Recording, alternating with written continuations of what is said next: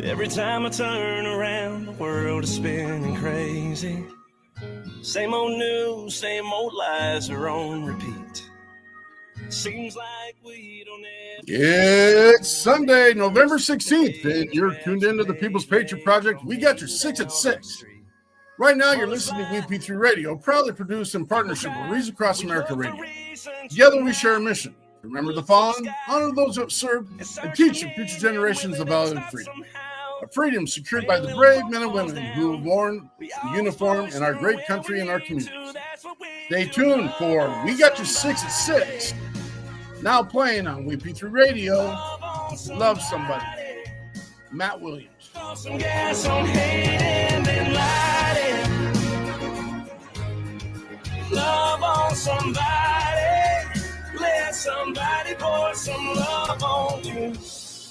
Love on somebody. Love on somebody. I think it's time. Left your left, hey. Left right your left. You got it.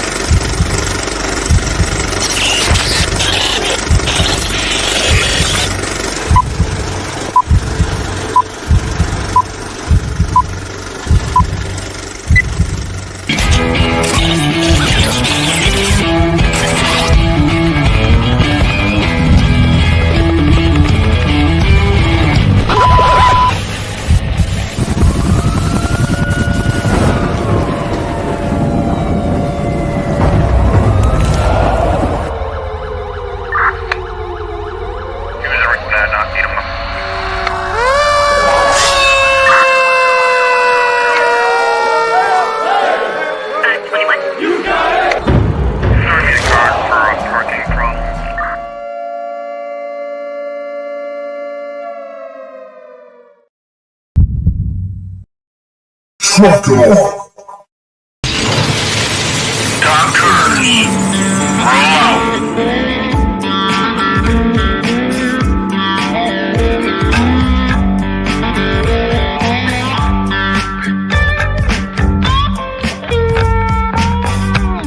You're watching or listening to We Got Your 6 at 6 Patriot Playtime. We the people, the People's Patriot Project.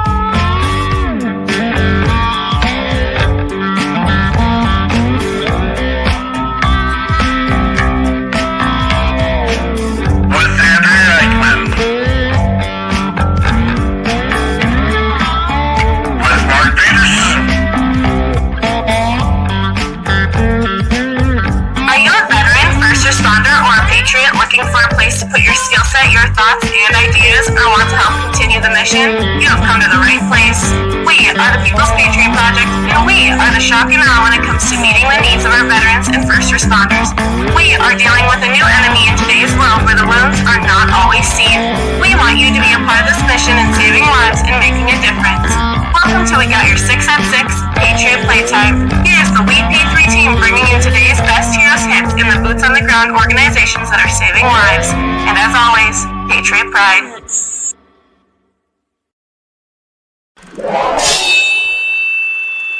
Left your left, hey. Left right your left. You got it. Truck it on.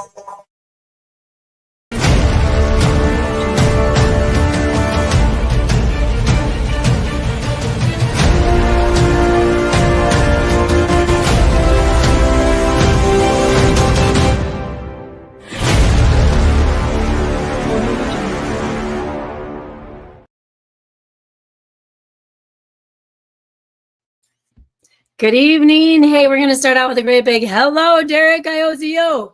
The Godfather is in the house. Good to see you. Catch 22 peer support. and a Patriot Pride. I am Andrea Eichmann, and I'm here with you tonight with Frank and Mark, and we are going to be bringing in some cool guests. We have Chuck Brasino, who's going to be sharing some music and some, I hope, some stories and some, I'm just kidding, jokes. I was going to say jokes. Okay. And then we're waiting on, hopefully, Josh with Steel Hope. Josh Holm will be here in the house. I think he's coming. Every week, we bring you a guest or, another nonprofit that has a similar mission to ours. Sometimes it's a for-profit, somebody who's had a good story and has something that they want to share. And then we try to bring music. We are aimed at doing those who have served their community or their country and sharing their music as that person who has served. Gosh, I don't know what's going on tonight. My brain might be spinning just a little bit. I'm actually going camping with 8th graders for the next 3 days. So please be patient with me right now. I want to thank our sponsors, you guys. That was Derek Iozio. He is Catch 22. He is with a lot of other groups as well. His pilot mission, Catch 22, peer support, here for you when you need it. And then we have got Operation Texas Strong with Peggy and Bobby Krutzinger down there in Texas. Just had a conversation. I got to tell you what, they are Peggy Bobby Krutzinger on Facebook. I was having a conversation with Peggy Bobby. I don't know if it was one of them or both of them. So thank you, Operation Texas Strong. And then we've got a word from our sponsor, Lauren Iozio, who is also helping me with all these numbers that we have in the treasurer kind of form. She brings us the Boho Hobos Hideaway down there in Livingston, Texas. I did put up a link to the Airbnb. If you're down there in Texas and you just need a quiet place to stay while you're out running around, having fun and doing other things, just let the Boho Hobo Hideaway know that you'd like to hang out there.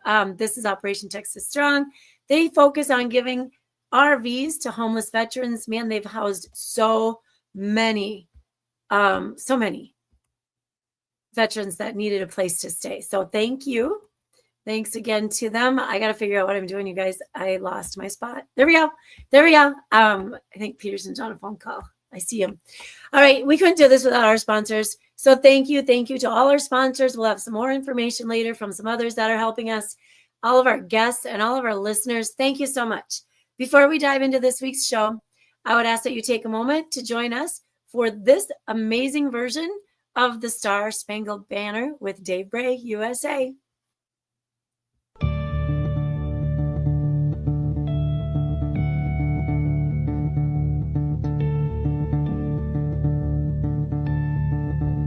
Ladies and gentlemen, please take the time to stand if you are capable of standing.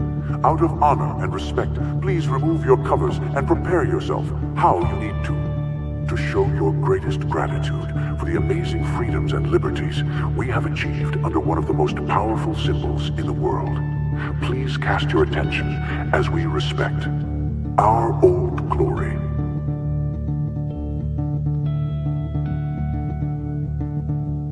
Oh, say, can you see by the dawn's early light what so proudly we hailed at the twilight's last gleaming, whose broad stripes and bright stars through the perilous fights. Oh, the ramparts we watched were so gallantly streaming, and the rockets trembling, the bombs bursting in air, gave proof through the night that our flag was still there. Oh, say, does that star-spangled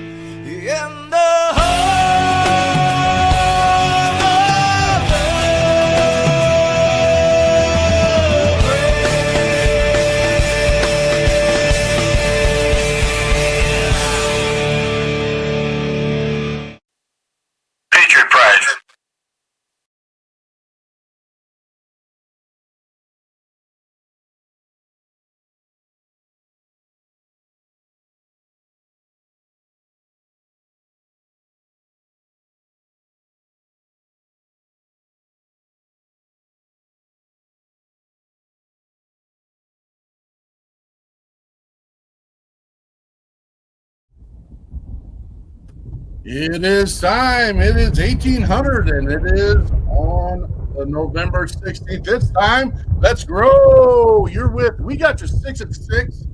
We got the whole crew coming up right now, brothers and sisters, service members, and Andrea, and we're all here. We're all here. We are completely upside down. Let's get this fixed. Yeah, get it fixed. The podcast people won't know what we're talking about, but Put me back on the pretty live road. screen will see that it is the line of beauty on top, and then it's me and Frank on the bottom. That's what it is. Good to see you all here. Chuck, good to see you, man. Howdy. How's the air up there? You're out in the great state, the real God's country, Montana.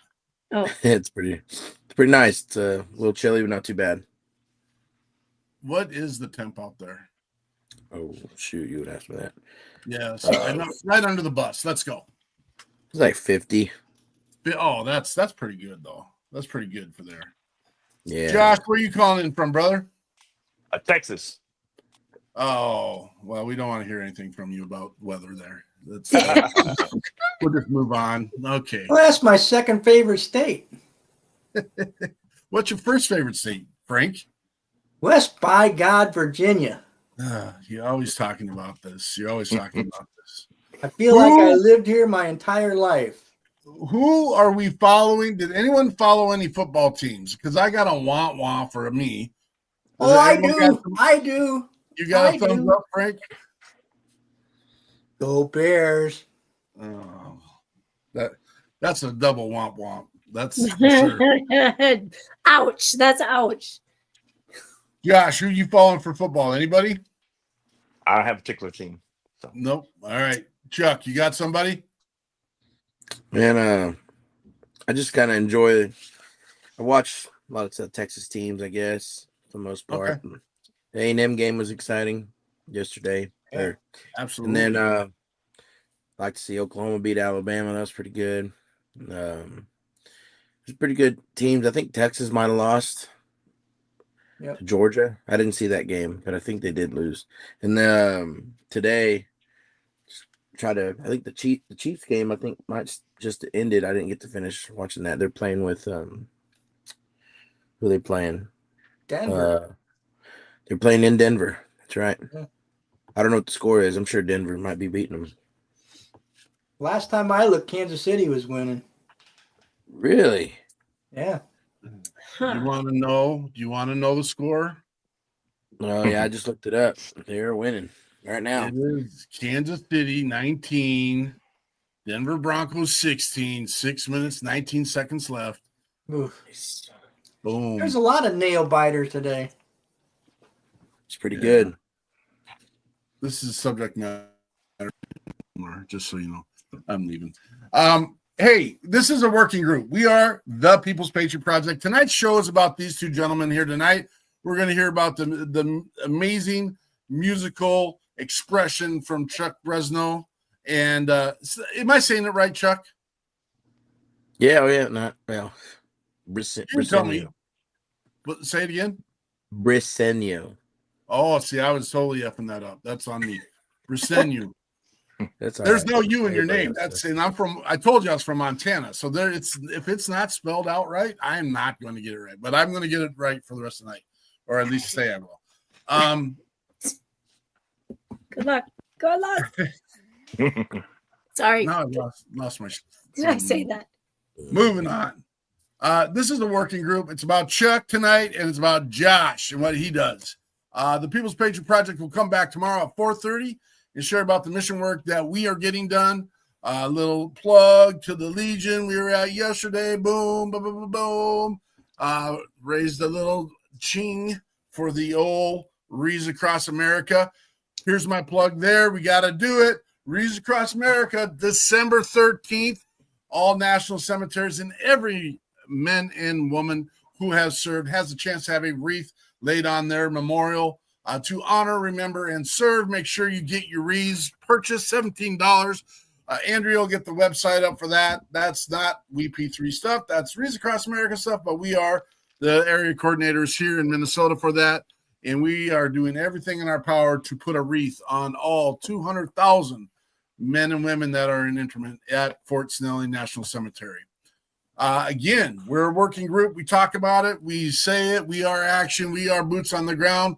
And we're going to ask all of our guests tonight to also go to work.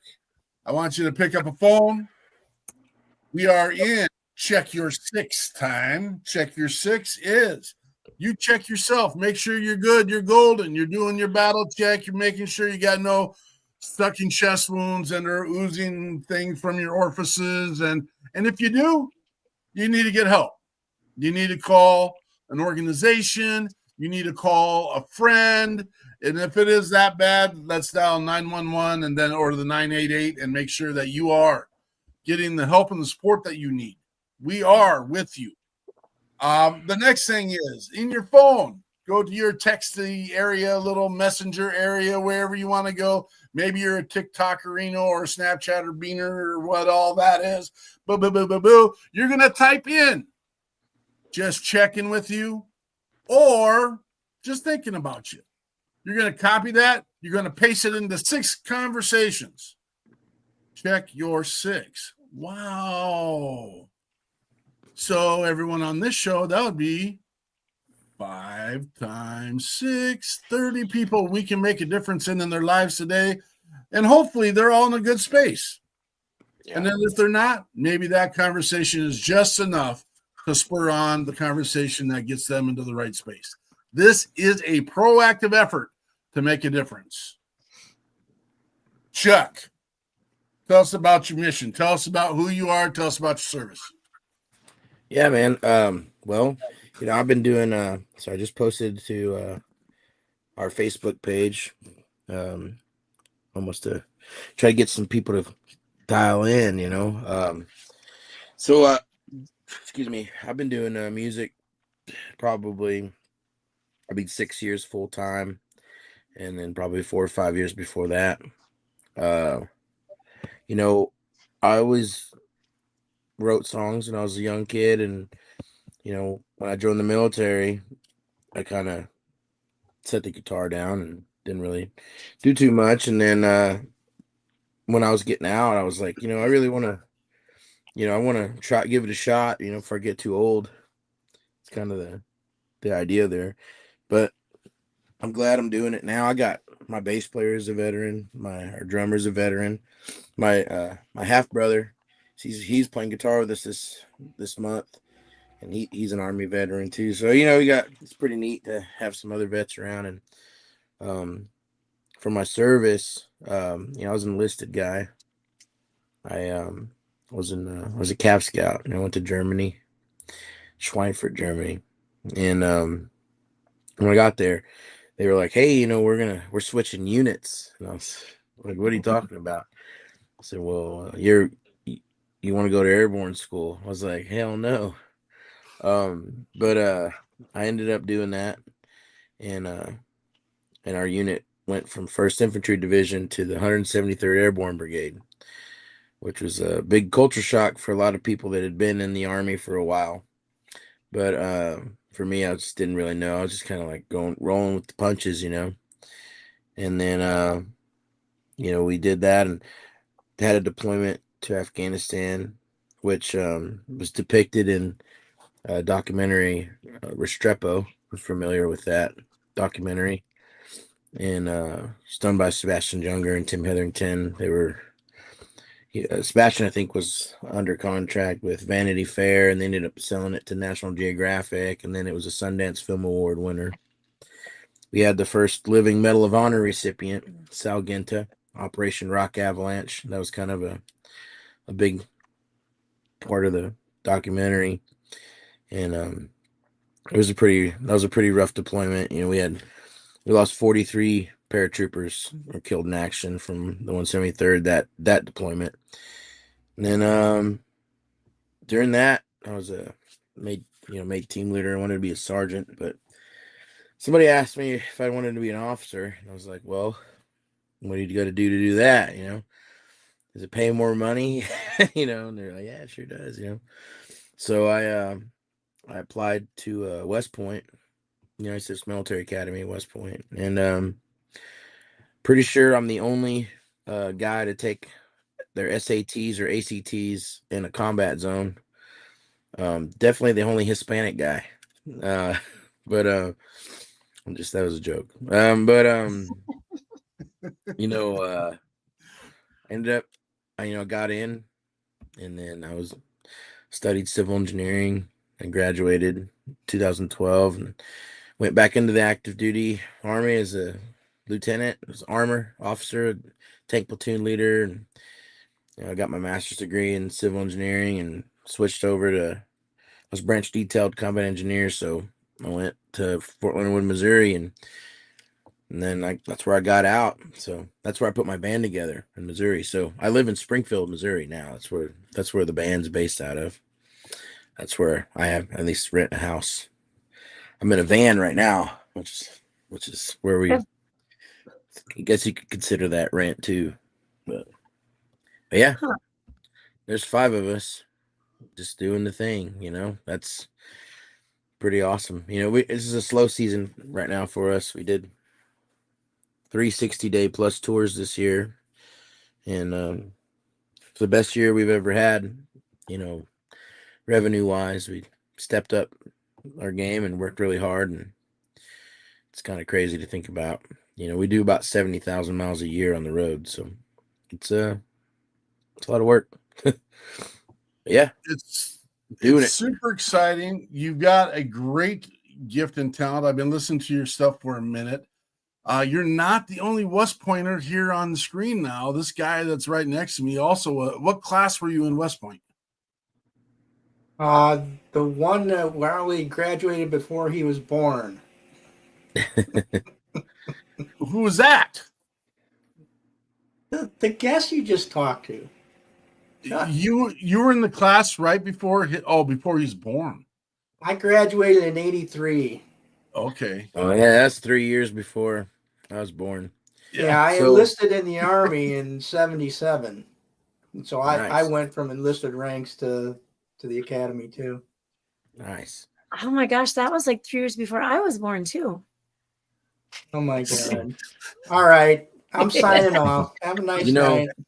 So where we're at right now in Montana, we're in I guess it's called Pablo or Polson, Ronan. So our friend Murray, my friend Murray Starkle, and my other friend Eric Schuster, they're class of 88. Wow. And I believe 88 or 89. I think it's 88. They so Murray, his family has a potato farm, and we're out here on the potato farm, and they're letting us use one of their garages that they work the tractors in, so that we can pull all our gear out. So the guys right now have all the gear out, and they're just doing repairs and stuff because we haven't had a chance to do any of that this year. So we're out on a West Point friend of mine's ranch, which is pretty cool.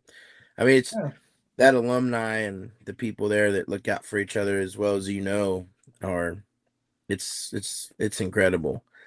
And I'm so grateful that I had that opportunity to do that, and it's just a really special thing. And I don't know how else. I mean, it's definitely helped me along the way, and it's pretty sweet, man. I don't know.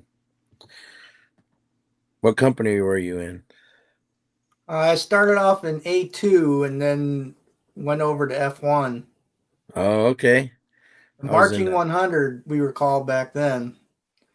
They call it some stupid mascot name now, Friars or some BS. Yeah, I know they changed it. I was a A4 Apache, and then I was a A1. And A1. Were you in the Lost 50s? No, I was in MacArthur Barracks. Oh my God. And then I was in Lee Barracks, right above the barbershop. Yeah. I was in Old South. F1 was in Old South. I don't know if they're still there, but the showers were in the basement. And man, in the winter, you take a bird bath instead of a shower. It's like, my God, I'm not running down those stairs. And Well, they freezing. got a new barracks now where they got air conditioning and heat. Oh, jeez. I know it's getting weak. When you know when even though I graduated in 2012, there's no. I mean, they have heat because you have to have heat. It's the steam, whatever. But you don't have an AC, so when it's hot in the summer, it's hot. Yeah. You learn how to cool your room down, though. But yeah, that's cool, man. Thank you for your service, man. That's really Yeah, awesome. same back at you, brother. Yeah, man. Well, let's bring Josh into the conversation and find out about his mission, his service, and the all ins and outs of Josh. Absolutely, man. You know, I'm so honored to be here with you guys here this evening.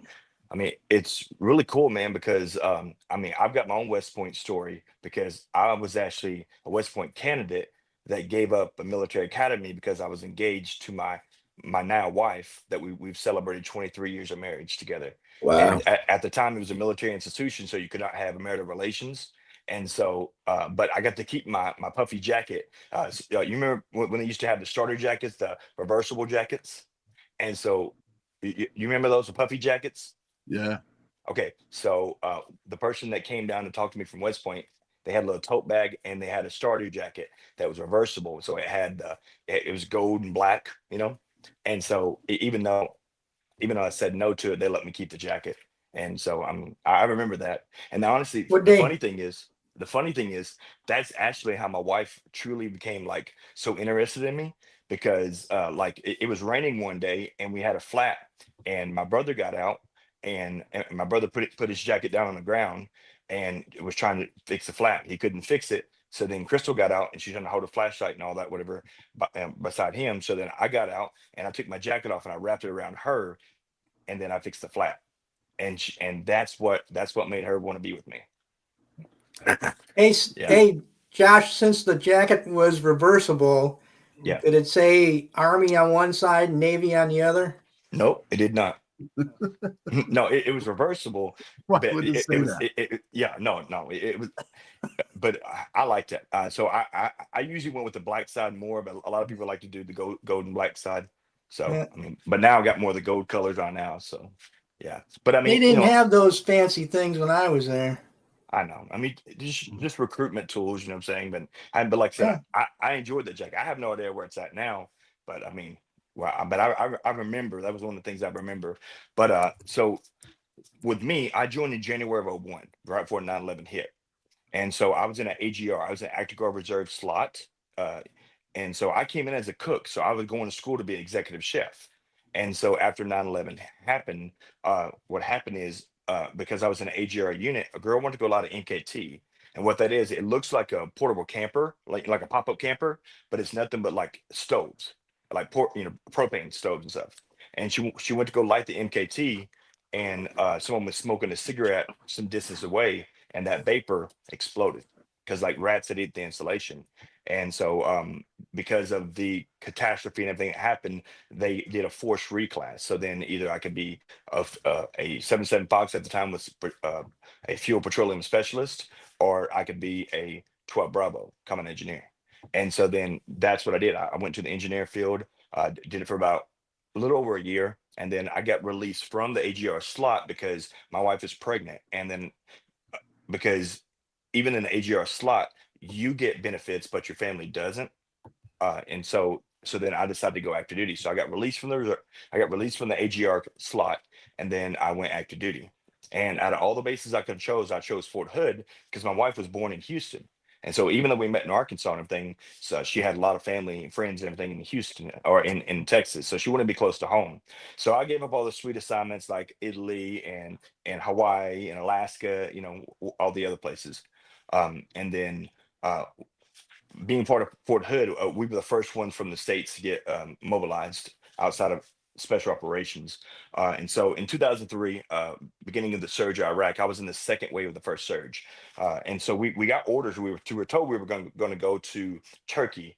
And I like to tell people that, you know, I told them I prefer beef and they shut the borders, but that's just more of a just funny thing. But no, honestly, like we got prepared to go to Turkey. And so then last minute, they told us, you're not going to Turkey, you're going to go to Kuwait and do a peacekeeping mission because they closed the borders. And so the equipment that we prepped and everything that we prepared for, when we got down to the ports in Kuwait and Udari and Camp Wolf, then the thing is, like, we didn't even physically have the orders, and they gave us vehicles, and I was like, most of these vehicles are OD green. We came from Fort Hood, we had all the tan vehicle, we had everything ready, but like everything that we prepared to take the combat, we didn't take the combat. We took whatever they got off the ship. So we had no idea what condition it was in. I mean, nothing had armor. So back then we had literally soft top Humvees, and this was the same time that Jessica Lynch and all the other things like that happened. And I mean, but honestly, we stayed on our toes, and then we did exactly what the military taught us. So really, we had very few casualties, but I mean, but we got hit a lot and very often, and because we were mechanized, we're very slow. And then the thing is, I mean, so we got hit so many times, and then our FPCB2s, now called Blue Force Track, whatever, our GPS maps and services, our maps were set up for Turkey. So all the fields that we had Turkish maps. And so the thing we started realizing that some of these land areas, they weren't the same. So then we stopped looking at that, and we started going back to charts and darts, how you work with artillery anyways. And so we literally got started surveying our ways out and kind of figuring out what was right and what wasn't right. But we stayed on our toes the entire time. So I mean, but that was really going into it. So the classic adapt and conquer processes, and just I was part of a headquarters battery that we had to handle the logistics, and what a not very glamorous experience, only in the fact that it's really hard to command stateside on stuff that's going on overseas, and knowing the no's, knowing the what's, knowing the pieces, knowing the places, and then being able to communicate it appropriately and accurately is a challenge. And absolutely. So, I mean, you got to think about it. Back then, you know what I'm saying? We had satellite phones, so we were able to connect like that and everything. But outside that, we had the DSN lines, and you had about a 10-second delay from trying to talk to your family. Like, I'd be talking and you had that, and I mean, and we were just so excited to be there and try to talk to somebody, But then anytime we would have an attack, we had to put the phone down because we couldn't give them any intelligence or anything like that going on. And we had to make it seem like everything was 100% fine. But think about it. No matter what branch you're in, they teach you these three things: suck it up and drive on, shoot, move, and communicate, adapt and overcome. And so literally you began to do that. And so that's exactly what we did. And so what we realized we went back to the judgment of the Vietnam era and saying, I'd rather be judged by 12 than carried by 6. Meaning, in a sense, I'd rather survive and finish the mission at hand than to continue to do what I'm doing and not survive. And the other thing is, a lot of the orders that we were given, intelligence was not right for us. And the reason why is because we were the second wave of the first surge. So the first surge, they went in, they just plowed through anything. And so when they did, there was no cleanup crew. So we literally had to be a cleanup crew. And then, like I said, because we're mechanized, we're very slow. And then two, because we're artillery, the other thing is, I mean, we literally did not have very much securities and stuff. I mean, most of our vehicles did not have a crucial weapon, and if we did, we had to mechanize it ourselves. We had to figure out. So basically all the LMTVs that we had, you know, saying all the nice trucks and everything that they had given people and everything like that, the radiators would just overheat and start exploding. And so we would drop those vehicles left and right. But what saved our bacon, because we didn't have any deuce and halves, they had already got rid of all the deuce and halves. But what saved our bacons were these old 5-tons. And these 5-tons, man, I'm telling you, they could plow through anything. And I mean, and even though it was cargo carrier and everything else with Buffalo, I'm telling you, man, I mean, those things, I mean, they saved our life. And then what I figured out what to do, because I couldn't figure out where I was going to put a crucial weapon. So then I took the old tire mount, and then I ratchet strapped the tripod on top of it and put sandbags down and ratchet strapped it around and went through the cab. And that's how I set up the Mark 19 and also the 50 cal to go on to a 5-ton. And then literally back then, I mean, like I said, the ballistics, most of the rounds that we were having explode, like all the IEDs, for the most part, they had the tip of the round down. So it basically just created a crater, and it just blew our ears out. So a lot of the attacks that we had at that time, everything was so low to the ground. I mean, like it was almost like watching like Coyote and the Roadrunner. You know what I'm saying? Well, you see the TNT, you see the deck cord going across, and you see them, getting ready to do it, because some of the stuff was so obvious. But then, like within a week of us still in the surge going into Iraq, before we made it to what came to be Camp Warhorse, which that was in central Iraq. So that was in a place called Bakuba or Bakuba is how you say it. And but that was the airstrip there. I mean, and we took so many hits, but that was supposed to be 2nd BCT. That was supposed to be like our headquarters there. But the problem is, it was too hot of a zone. So then they kept the skeleton crew there. And so then, because I was 197 pounds, big arms, big chest, everything, in the military, you volunteer or you volunteered. So I volunteered because I didn't want to be a sitting duck. So then I became a gunner, and I'm on top of the vehicle, and I had a 35mm film, and I just started taking pictures in between. So that was really my respite area. But at the same time, it's also like, you know what? I mean, when you're on top of a vehicle, I mean, you're the most exposed position. So a lot of people don't want to be in the most exposed area. But I also didn't want to be in a tin can, and getting hit and not knowing what's going on. Absolutely. Well, thank you both for your service. Thank you for being part of it. And then ultimately, I don't know if you consider, but you're continuing the mission after the fact. And so it's greatly appreciated. That's why you're both here. Thank you for what you've done. Chuck, you got 3 songs loaded up for us. Is there one that you particularly want to start off with? You can pick, man. I pick. All right, let me get in here and let's start with Folded Flag. You got a lead-in story on that one? Oh, man. Yeah, that's a good one. It's kind of a reflection of just doing some like casualty assistance stuff and thinking about what it would be like to have to notify somebody. And I hadn't really thought about, anyone that we had kind of lost in deployment for a while. It kind of put it in the back of my mind. So I wrote the song 2017, and my deployment was 10 years before that, 07 to 08. So I kind of wrote it from that perspective of the loss and notification to the family, and also like what the spouse would be going through. And it was just kind of like a selfless, hey, like I wish I could give all this back to be with you, but it's okay. It's okay to move on, and we have some friends that are Gold Star families that we keep in touch with, and spouses, and it's tough, some of them move on and a lot of them don't, and that song is a big motivator to continue kind of playing music, because we meet a lot of veterans on the road, and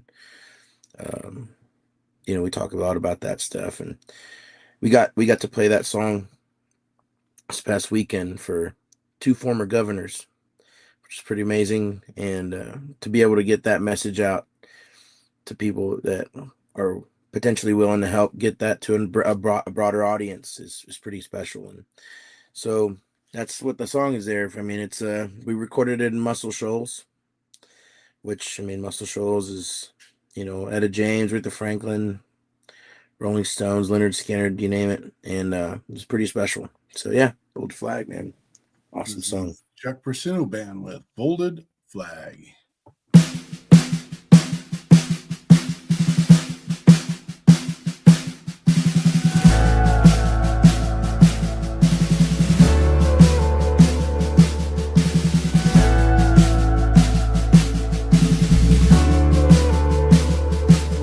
It was cold in December when I wrote her a letter to let her know I'd love her till the end. The year gets so lonely with no one there to hold me, and I can't wait till you're in my arms again. When summer came, it wasn't me at the door. fell to your knees on the floor. I'd trade that folded flag just to see you, to feel you. Give all my medals back for a kiss. And turn back time to replace the memory of leaving, and come back home to the woman that I miss. One more kiss.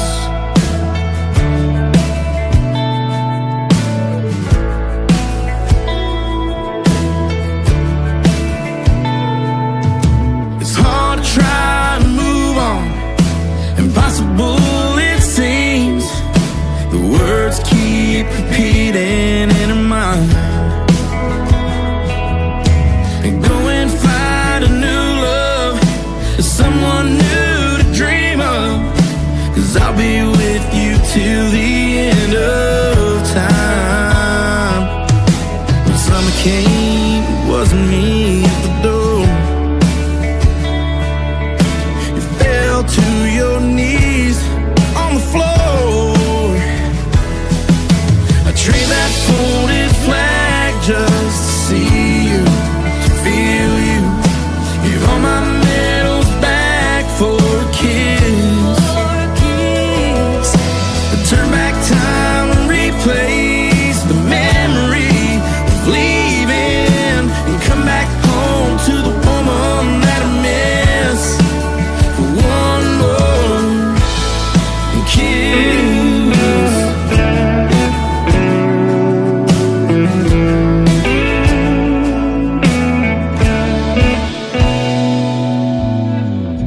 If it was easy, it wouldn't last. Never thought you'd be in my past. I'd trade that folded flag just to see you, to feel you. Give all my medals back for a kiss. And turn back time, replace the memory of leaving, and come back home to the woman that I miss. And come back home to the woman that I miss. For one more kiss.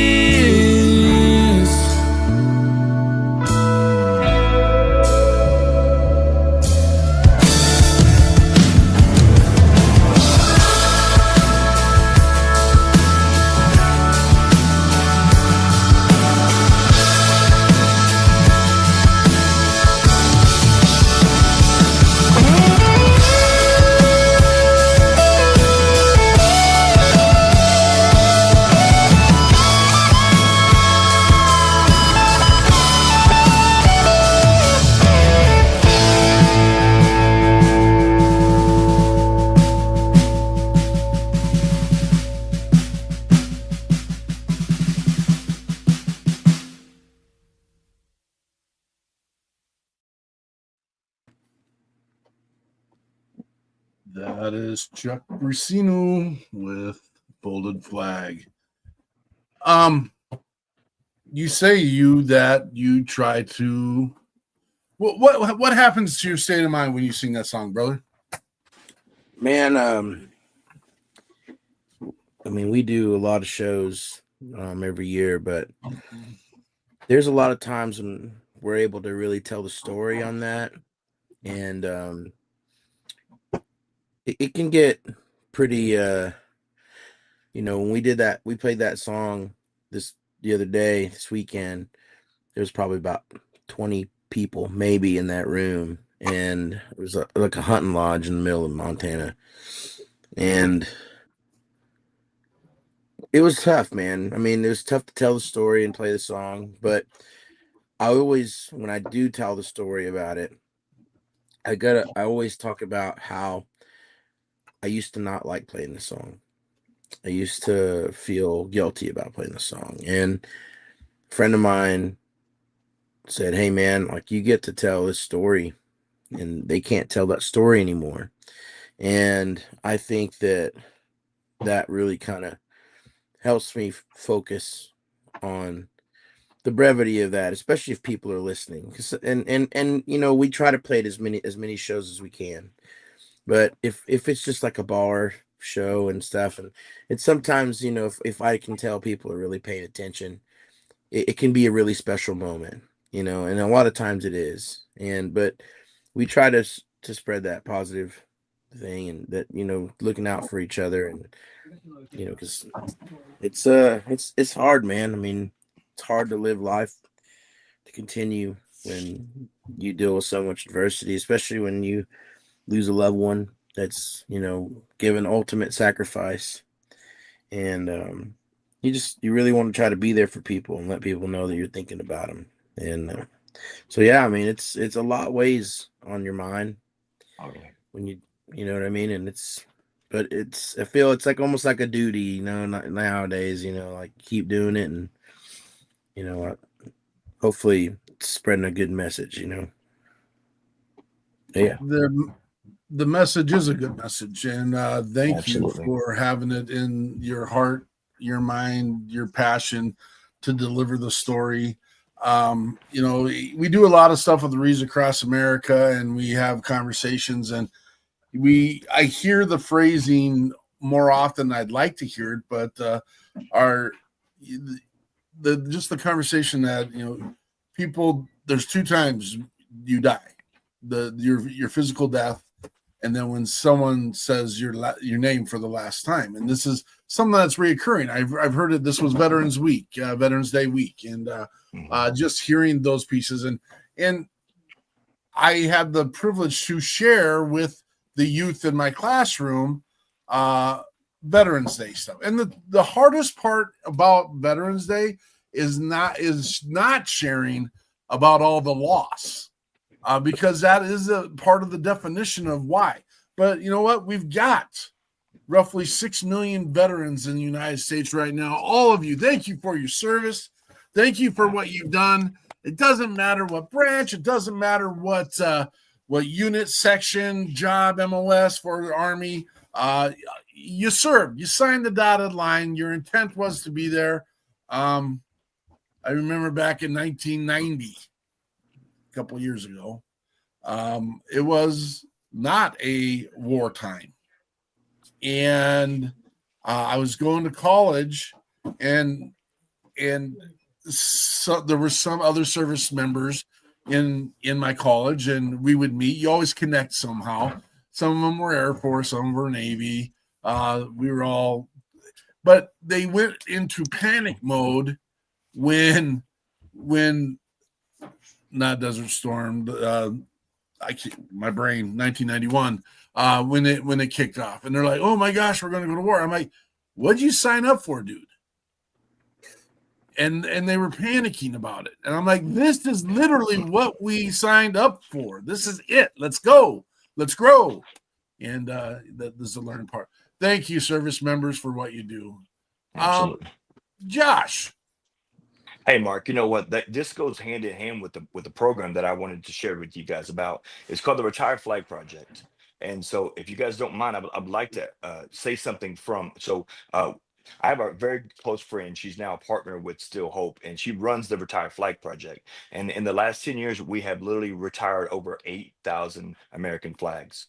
And so, rather than retiring them in the sense where you would physically, do the ceremonial and, have the cleansing of them, where they kind of turn into ash, what she did is she began to hand wash them. She came up with a poem. And it all started just from a friend, and she's a Marine mom. And so this is one of the things that we have on our website. I don't want to say the poem because it's very special. So I want to say something else. So Melissa Bird, a Marine mom, started the Retired Flag Project after a sweet friend, then co-worker, acquired a flag from a Legion building being torn down.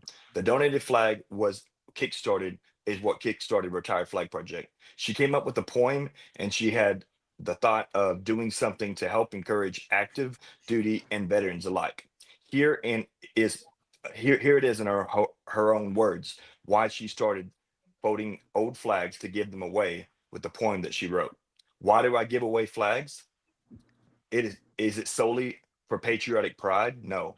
Is it solely because I'm a Marine parent? No. Although those things are a part of it, it's also the symbolism.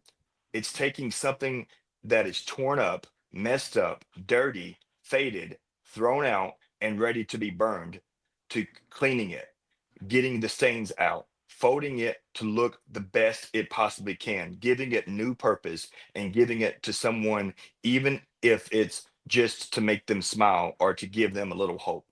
We all have scars and imperfections, some visible, some internal, some have military scars, some from things that happen in life, sometimes feeling messed up and not worth it, sometimes not looking our best, but we still have value and purpose. Even if it's redirecting life's journey and finding new purpose, we are still worth it. We still have value. These old flags have value, so do you. All that put together is why I give away flags. This is not political project, not only a Marine parent that found a way to honor and share old flags and hopefully give a little message of motivation to anyone feeling life has gotten a little sideways. Keep looking for your purpose. Don't ever give up. God bless. Melissa Bird.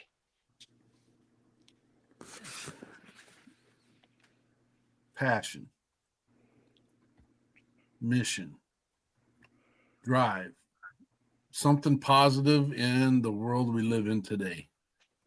What a blessing. Our mission to come here every weekend to be with men and women who have chosen to continue their service. So, Josh, tell me this Man of Steel stuff. Tell me what does this mean, brother? Well, the thing is, I've got an opportunity, man. And I had an opportunity where I could have just been an individual, and I could have just been a speaker. I could have been an athlete, but instead, there was a passion, there was a burning desire inside of me to give that away, but to be something that would be strong, that would be resilient, and no matter what else happened, would inspire hope. And that's what my life's purpose is. It's not about me at all. It's actually about being a selfless servant. And so I started Still Hope over 10 years ago. And now I have an international organization that's called Still Hope Foundation that, it's over 10 years old as well. And literally we turn pennies into a purpose. And we literally have a project, a physical property that we're building a ranch and retreat. Yesterday we had our Unity Field. We put 525 American flags in a field with hero banners going down it. And then we have a veteran speaker that comes. And so even though we don't have the physical ranch up and going where we can have lodging, we have the day retreats. We have it where we literally can instill into hundreds and thousands of lives. We have 9 acres of land and it has so much history to it, but it's so beautiful. And then I was able to have that event on my 42nd birthday yesterday, and it was beautiful to see the patriotism, the heart, and then to see people come back. Like we got to see a army mom, I'm sorry, army wife, that her husband served in Vietnam, and he passed away, and so she's seen the flags before, but she's never seen the gates open. She didn't know what it was, but her husband's buried across the street in a cemetery, and so she goes and loves on her husband, saying for his birthday and for Veterans Day and all that, and so she came and she saw us. And she asked me before. I didn't know who she was, but she said, "Hey, I came to visit my husband. Do you?" And she saw the field, and she said, but she thought it was a private event. She didn't realize it was open to the public or anything like that. And she asked if she could come and bring a blanket and just sit in the field. Bro, that broke me. That broke me. And then that same lady came yesterday, and she came with pictures of her husband, and she's going to put a hero banner for her husband when we do our event on May 22nd and on the 23rd. So, I mean, it started with one day, it started with one event. Yeah, right there. I mean, it all started with a wrong turn made right. And how many times have you done something wrong? But yet, how many times can you say you've done something right? I mean, a lot of people, they're so focused on the wrongs that they never can see it right. But yet, without the negativity, there is nothing to gauge for positivity. And so it's like taking every aspect of life and giving it purpose. It's like taking every aspect of everything that's happened and let it be fuel. You know what I'm saying? Let it be a fire that's warming you up. That's, that's putting a burning desire in you to where you become a locomotive. And I mean, and there's nothing but passion and heart and desire. And it doesn't matter how many setbacks you have, you know what I'm saying? Because I tell people, you know what I'm saying? A setback means that there's just a greater comeback. And that's what I'm all about. And I mean, and I went from doing push-ups on two fingers to doing push-ups on thumbs all over the world to now physically being in a place where I have not stood or even taken a step until July of this year, because December 21st, 2022, I was in a closet and I simply turned to my left, I heard a single pop in my neck. I lost feeling from the neck down. I can't feel from mid chest. I'm in a wheelchair, but that hasn't stopped me. So it doesn't matter what happens in life. Because people focus on what you focus on. And if you focus on your pain, you remain in pain. But if you focus on your purpose through the pain, you have a passion, you have a desire, and you will not be stopped.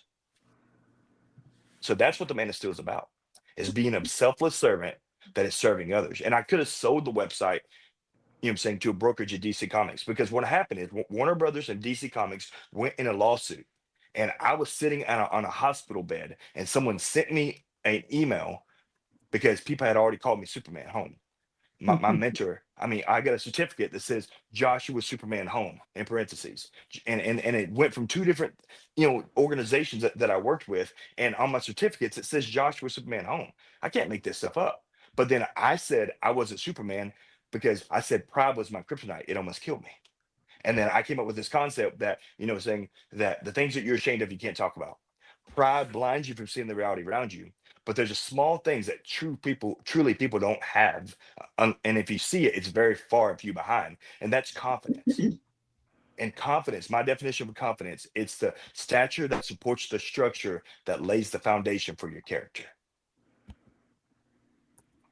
And so I had to realize that I had to grab this little pebble and I had to hold on to it. And so then I created an element, because I'm a severe traumatic brain injury patient. So really God gave me a new gift of taking the simplicity and bringing complexity into it without bringing confusion, chaos, or competition. And it all came from figuring out the one thing that I could do, not focus on the 99 things that life, depression, disease, discouragement, my demons, none of these things could stop me. I began to focus on the one thing that I could do.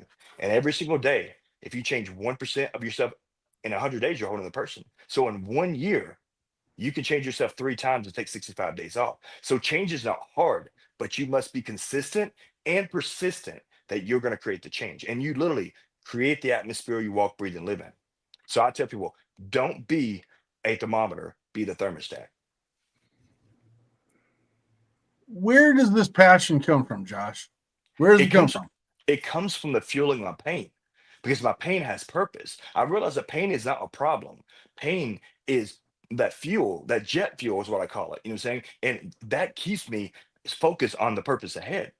Because when I had a full stroke, I lost all the feeling in my whole left side. I only regained 30% feeling.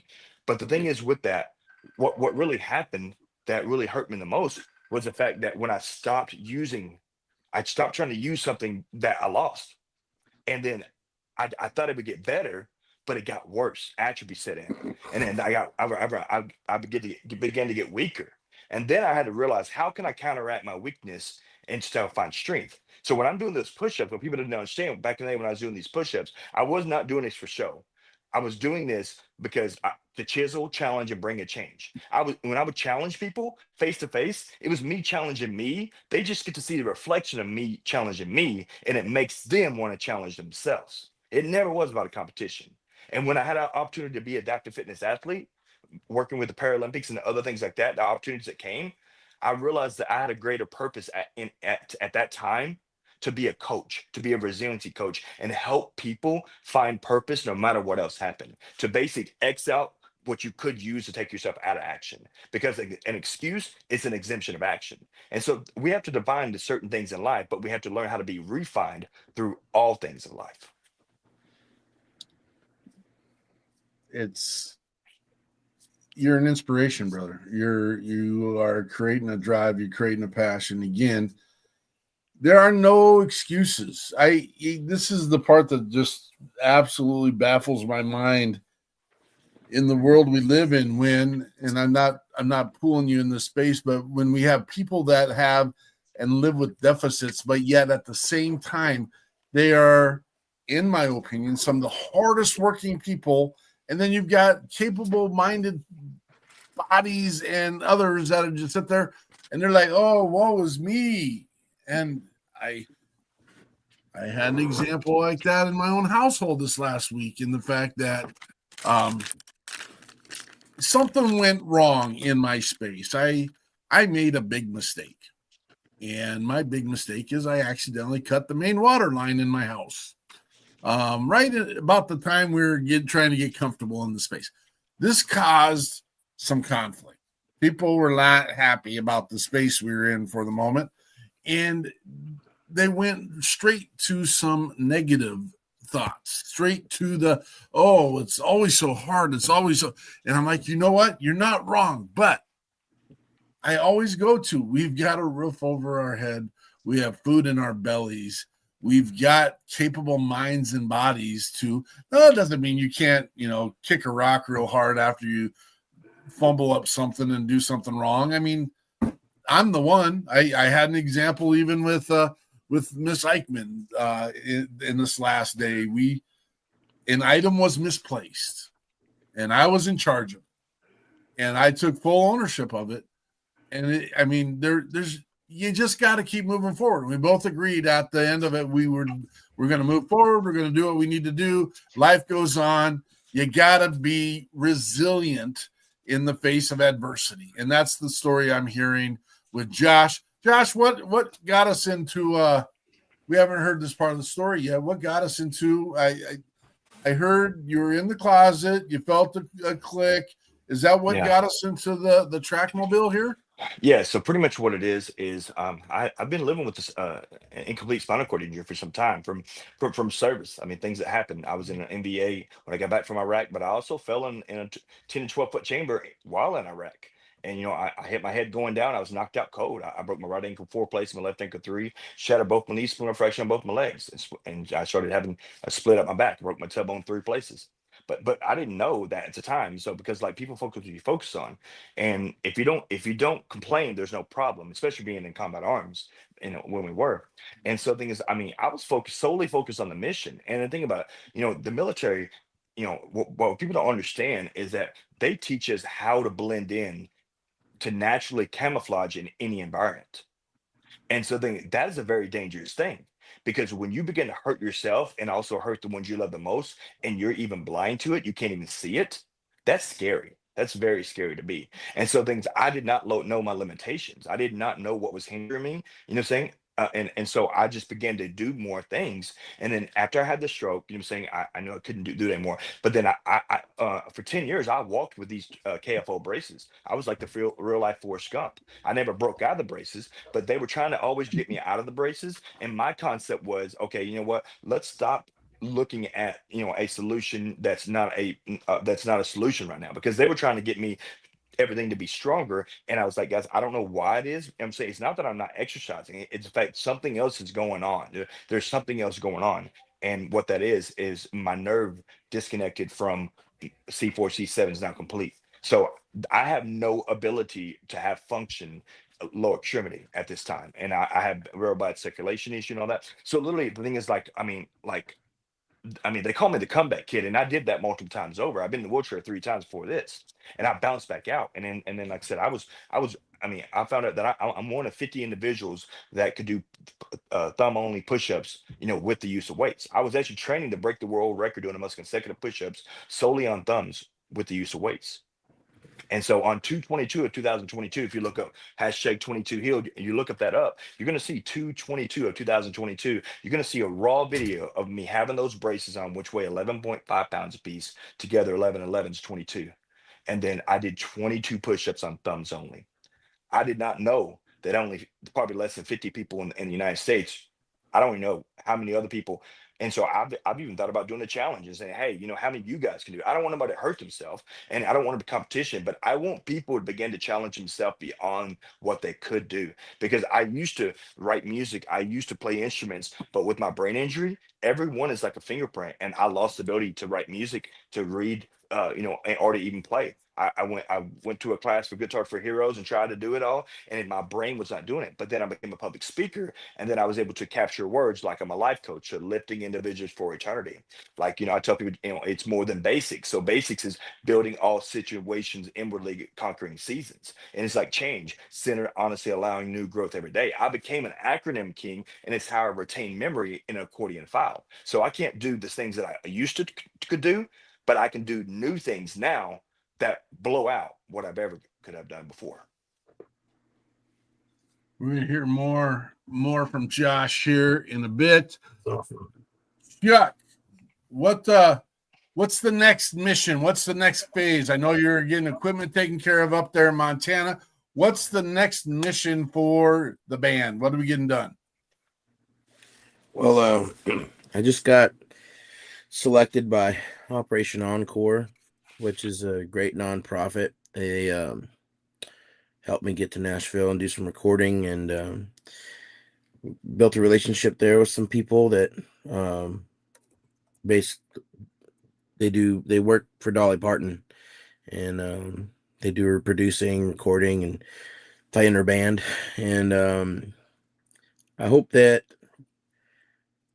they're able to help get me on a little bit bigger platform. And I really would like to be able to continue supporting my guys, which are veterans. I'm directly supporting 3 veterans right now.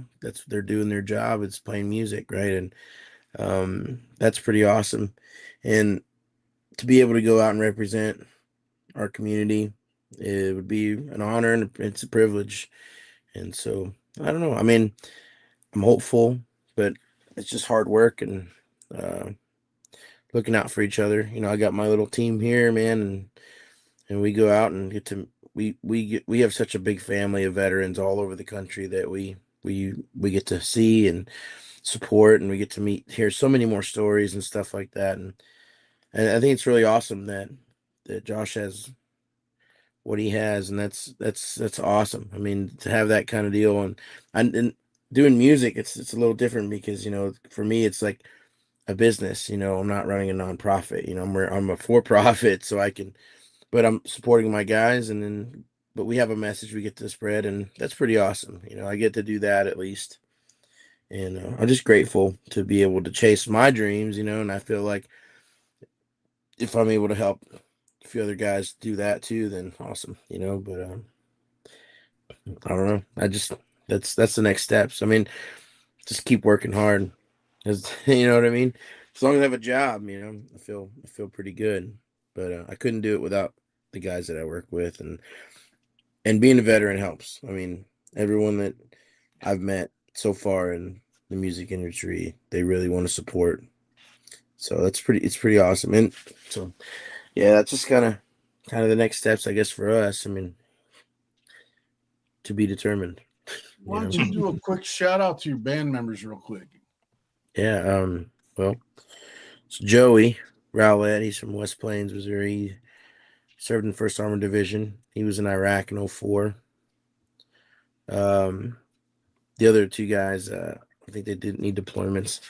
But my brother Nick Sharp, he was in the Army. And then Ruben Spencer, he's playing the drums. He was in the Marine Corps. And pretty awesome. That's it for our guys, I guess. What song you want to roll next? Oh man, you can pick, brother. You pick what you want me to talk about. She's My Home. Oh man, that's our number 1 song on Spotify. Almost to 100,000 streams. It's just a love song, man. And when you're in the military, you're all over the place, and I feel like this song is kind of like where I'd like to be, wherever she's at is where home is. I don't have a she right now. I don't have a significant other, I guess. But if I did, that's probably where I'd go, you know. So that's what the song's about. All right. Finding home. Yes, sir. This is the Chuck Brasino Band with She's My Home. We just met. She's that once in a lifetime girl you don't forget.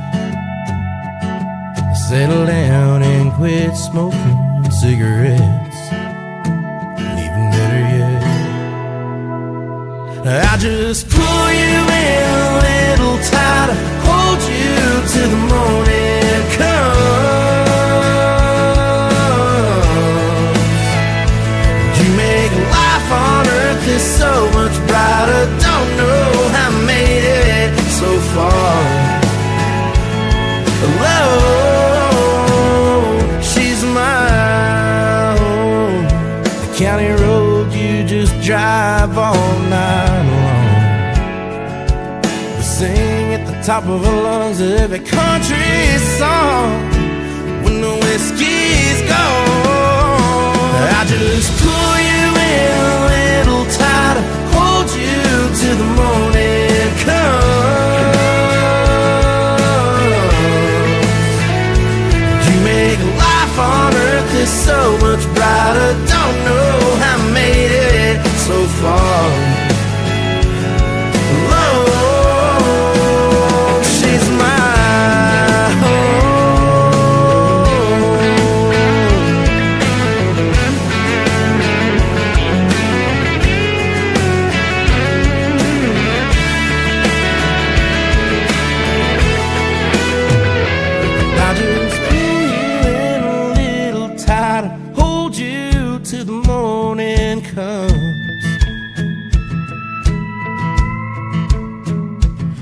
make life on earth is so much brighter. Don't know how I made it so far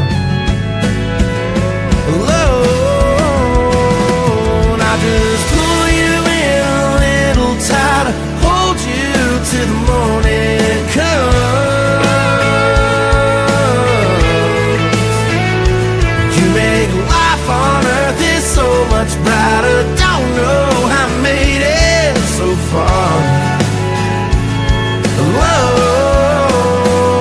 She's my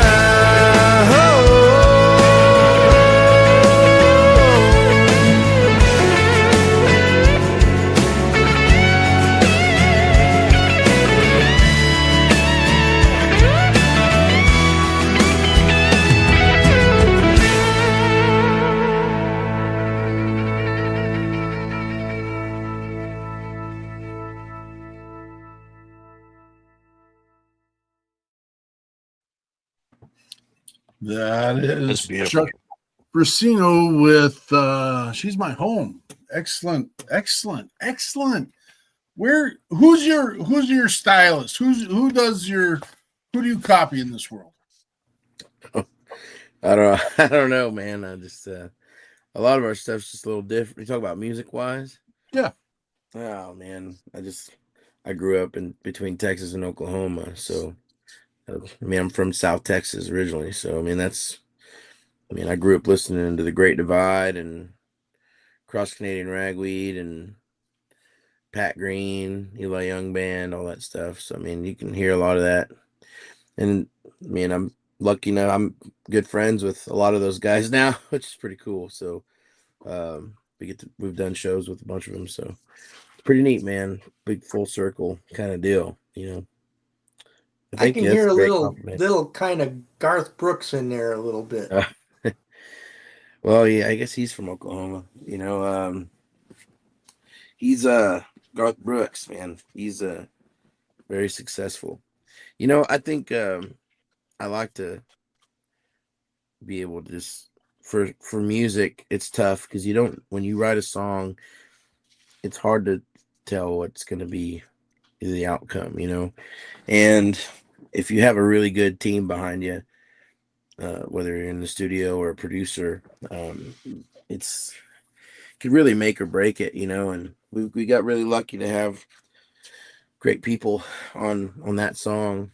I mean, it was the guy that recorded it and kind of helped produce it. His name's Paul Carabello. He plays lead guitar in a bunch of different bands, but mainly the Ataris. The Ataris did a cover song of Boys of Summer. I think it's a Don Henley song. That was they got pretty popular. But that's like a rock band, you know. So I don't know, it's pretty neat that to have that kind of somebody like that help out. I don't know. It's a crazy world, man. You know, we've had fill-in guitar players for the last 2 months because our guitar player broke his arm. And one of the best country guitar players we had is the assistant tour manager for the band Lamb of God, which is like a heavy metal band. But he's like the best country player I've ever heard. It was incredible. So pretty awesome. I don't know. Yeah, I'm pretty grateful for him. If you ever need a toothless saxophone player, give me a holler. We put saxophone on one of our songs, but it needs to be redone, so I might have to give you a call. Yeah, well, when I play now, it sounds like a dying goose. You can't. You're not selling yourself, Frank. You can't Well, I say. gotta be honest. I mean, I don't want him to pull me in and say, "Here, play this," and have everybody run away. That's the fun I part. lost my front 6 teeth. It's a plate, and I'm worried that all get out that if I start playing again. The last time I lost it, I was eating an ear of corn. And I took a bite and I looked down and my teeth were in the corn, but my mouth wasn't attached to them. Whoa. Oh, no. Yeah, I don't want that to happen again. That's expensive. Yeah, none of us want that to happen again. Frank, why don't you roll with the news now that you got the stage right now? Alrighty. We got some good ones today. The first story we came up with, there was a lot of concern initially when the war between Ukraine and Russia broke out that there was problems within the Ukrainian government with not being too upfront and honest about where their money was coming from. So they've been watching this. There's a couple groups that have been watching what's going on in Ukraine as far as money that goes into their government, and they've just disclosed a real whopper of embezzlement and kickback scandal that was going on in Ukraine. It had to deal with their energy, the government energy company. And they've detained 5 people, and another 7 people are linked to $100 million in kickbacks from the energy sector. So the good thing is, President Zelensky doesn't put up with any of this stuff. And one of the people was somebody that he had known for a long time. And he pushed really hard, and all the people that are being looked at in this investigation are resigning from their positions in the government, and he's doing the right thing. But it's still, that hurts. They're trying to get more money and aid to continue to fight the Russians and drive them out of their country. And in the meantime, now they are concerned about this graft issue again, and hopefully this will be the last one, and they'll continue to march forward and push President Putin out. And I know I mispronounced it, darn it. The next one we have, this is from the States, and it's a sad day. This week the U.S. Mint pressed their final batch of pennies. When I was growing up, that's how I made my money. And we go outside of school and pitch pennies, and sometimes I walk away with 15 or 20 cents. That was a big take back then. But it's time to go because right now it costs. This is kind of funny, but it's not. It costs 4 cents to make a penny, and so the Treasury figures that they're saving the country, the taxpayers, $56 million by no longer making pennies. Now the problem is you still have to figure out how to pay for things, and there'll be some places who will round the price down and say it's $6.52. They'll charge us $6.50. But there'll be others, and people need to keep an eye out that instead of $6.50, it'll be $6.55. So you'll be paying more because there's no more pennies. And they suggest that people bring exact change with them to buy things until all this gets sorted out, so they don't have to worry about whether they're getting a better deal or paying more. And the last batch of pennies are going to be auctioned off. They're not going into circulation. So they're going to auction that off and hopefully use it to pay down the $28 or $29 trillion in debt that we're in still. And the next story. So the next one, we had some feedback on the Associated Press News. They went out and interviewed people following the shutdown. So the 43 days of people being out of work. Some of the federal workers aren't very happy and wondering what it was all worth, because some of the things that were put out that ended the shutdown were available shortly after the shutdown began. So they talked to a couple people in the article I read, and some people had to choose which bills they were going to pay, how they were going to pay their rent or their mortgage, and doing without things, going to food banks. And these are people that were making really good money in the government in Northern Virginia. It's not uncommon for workers in the federal agencies to make over $100K a year. And so you take a month of pay, and that's probably about $9,000 that they're missing. And they're going to get paid back just like they have in all the other ones. But, it's just not right. And hopefully the politicians will get together and find a way to quit going back and forth and not coming up with anything. And then the last story is can't believe this really happened. And I don't know, we always end up on some kind of animal thing. No, it's not an elephant, so we got to put that off for later. But in Boston, of all places, they found an alligator in the river in Boston. It was in the Charles River, and it was getting to be really cold, and alligators aren't cold weather animals. So this alligator was a little over a foot long, so it was probably a year old. And they had someone from an animal rescue that found the alligator and took it in, and they'll find a good home for it. But this goes back to the same thing. People probably bought this as a pet, and when it got to be over a foot long, they had second thoughts about it. So they probably took it and figured, well, it's a water animal, so we'll dump it in the river. Well, you can't do that, folks. It doesn't work that way. So luckily, this little fella, who will end up being a big bad fella, is not going off to become a purse or anything yet. And they managed to find it and save it. And that's all the news we got for this week, brother.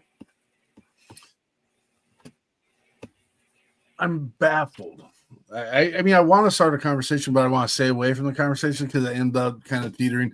One of the graphics tonight was a graphic of a political leader that, again, I don't want to bat the nest. And there's this conversation out there, whether it's real or not. Our country was based when we built it. I wasn't here. If Andrea was here, she could tell us what it was like, but she's not here right now. But when they built the country, it was based on a 1% tax. Yeah. Now, I believe in paying taxes. I believe that's our duty. It's the same thing as my service. It is. Do I think we're overtaxed in some spaces? I think probably, and that it's in absolutely every stream of my opportunity in life. I feel like there's a tax on it, which I question it. I'm not going to lie. But I'm hearing that this tariff thing has been so successful that there is going to be an issuance of a $2,000 check for every family member that doesn't make $100,000. This is me, guys. This is not anyone else. I've already been taxed. It's already left my checking account. It's gone. I don't want it. I don't need it. Why can't we take down and use those funds for A, supporting veteran programming, B, whittle down that debt more than what it is now? I mean, it seems like it's a great plan. I don't know that it's affecting me. I don't know. Any thoughts on any of that, guys? Well, they're going to have to do something with the national debt at some point. And the worst part is most of the debt that we owe to China. Now, at some point they're going to call it like, hey, you need to pay that. We need to get out of that stuff. I don't know how, and that's why we elect all these bright, smart people to go represent us. And one of their jobs is to come up with a budget before the 30th of September every year. And every year since the 90s, we've had a continuing resolution. And people don't understand how bad that is. It just kills research and development and everything else, because you're stuck with the previous year's amount until the continuing resolution becomes a budget. And it yeah, it's a rabbit hole. Sorry to put us on that. I didn't study economics.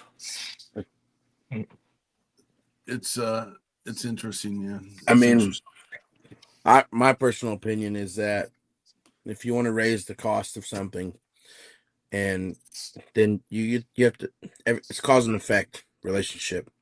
Yeah. So you got to either pay people more money so they can afford the things. But if rent was $100 a month 60 years ago, now it's $1,000 a month, right? Now 60 years ago, you might be making $1 an hour, or I don't know what it was, but now you make $20 an hour, $10. I mean, when I was a teenager, it's $10 an hour. Now, $25 an hour is not enough. I mean, when I was a teenager, when I've heard people made $25 an hour, I was like, man, they're making some good money. But everything just costs more. I mean, families used to be able to afford housing just with one person, a single income. And that was the like when you think about folks that lived in the same area their whole lives, like it's like grandpa's house, his dad's house, it's going to be your house, right? And it's in the real estate has just skyrocketed. And obviously you had a big, huge crash. We've all seen, remember that there was 2008 or something like that. There's the housing market just collapsed. Mm-hmm. Because what were they doing? Lending money to people that had really bad credit, and it just all fell through. So that's our own fault. And I feel like greed is an issue. There's a lot of one thing I've been paying attention to is there's these companies that are using they're doing their research and they're following congressmen and women and senator people that are in politics.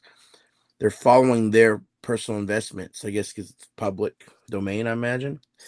I'm not sure, but they're following them and they're saying, oh, this person invested in this company, but yet they're part of the whatever board that affects contracts going to that company. You know what I'm saying? So, like, I think that's unethical.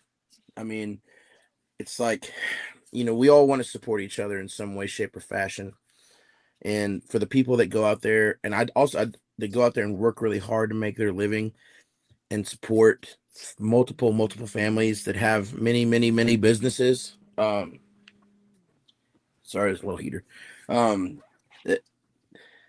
don't like just because you make $1 billion a year, I don't think that you should be fined for being successful. Those people are turning around and keeping many families fed, jobs.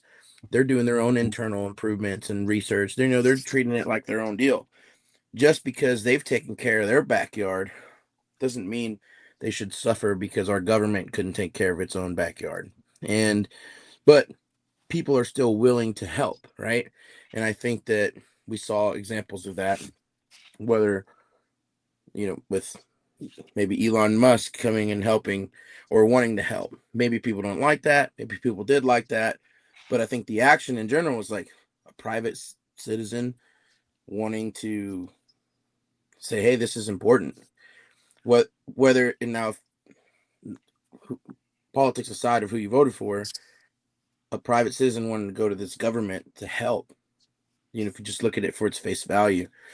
I mean, if I was a multi-billionaire and I saw an issue and I wanted to help, man, I would love to help, and I feel like that the American way is helping each other, right? Because we're all it's a country of immigrants, you know what I mean? My family's third generation Mexican, and I think it's our duty to help each other, but also like that aspect of hard work and values and like just doing trade jobs.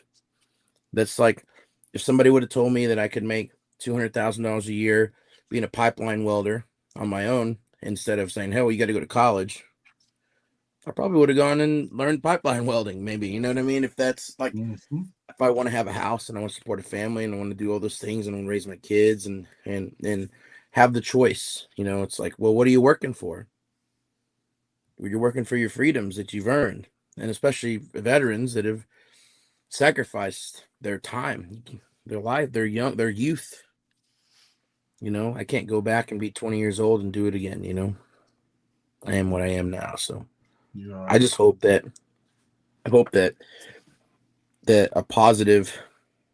I know it's hard to be optimistic about things, but I hope that we continue to have that hope and that faith in humanity that it will overcome any kind of negativity or threats to society. Because I mean, at the end of the day, like, we all have to live with each other, you know what I mean?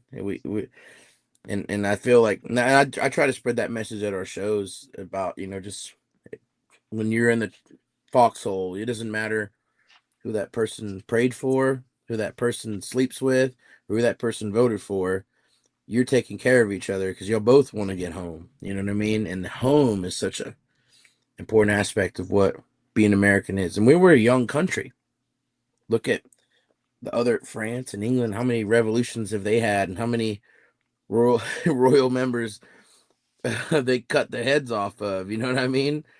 And we're not. I feel like we're doing okay. I mean, yeah, that we should not be in as much debt as we are, but it's almost like our country's a young lieutenant trying to buy a brand new Corvette.